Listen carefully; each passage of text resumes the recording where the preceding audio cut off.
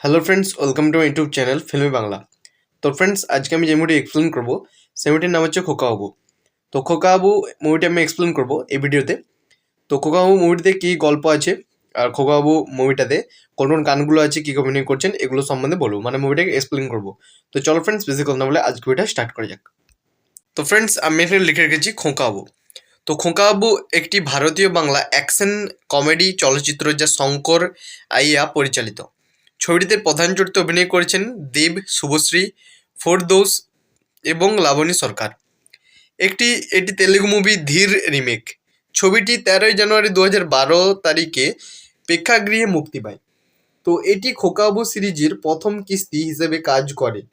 5:75 কোটির বাজেট তৈরি এটি বক্স অফিস সাফল্য লাভ করে।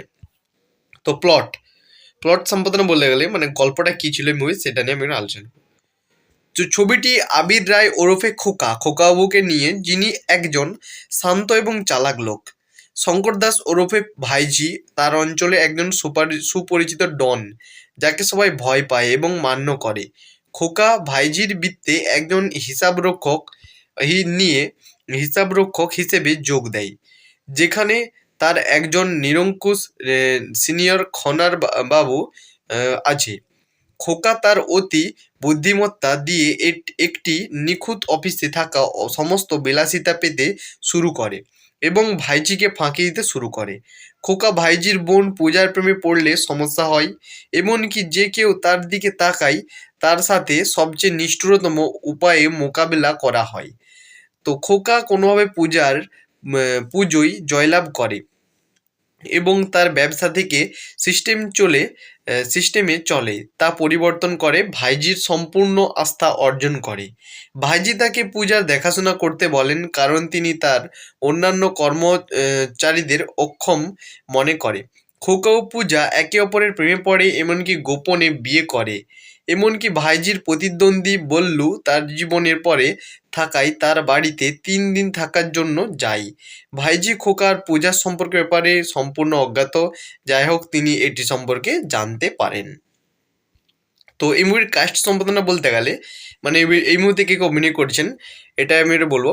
আবির চরিত্রে অভিনয় করেছেন আবির ওরফে খোকাবাবুর চরিত্রে দেব অভিনয় করেছেন।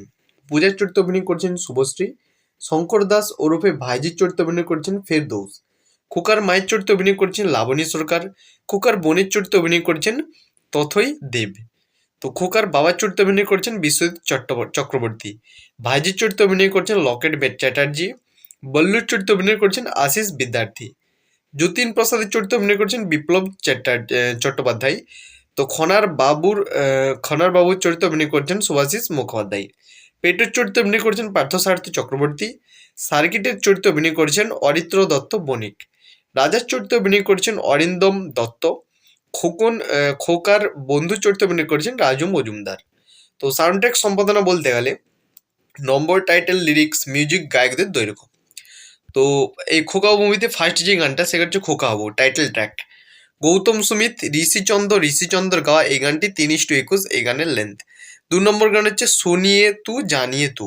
গৌতম সুমিত, প্রিয় চ্যাটার্জি, জুবেন গার্গ এবং জুন ব্যানার্জির গাওয়া এই গানটি 4:15 এই গানের লেন্থ। তো 3 নম্বর গান হচ্ছে এলোমেলো।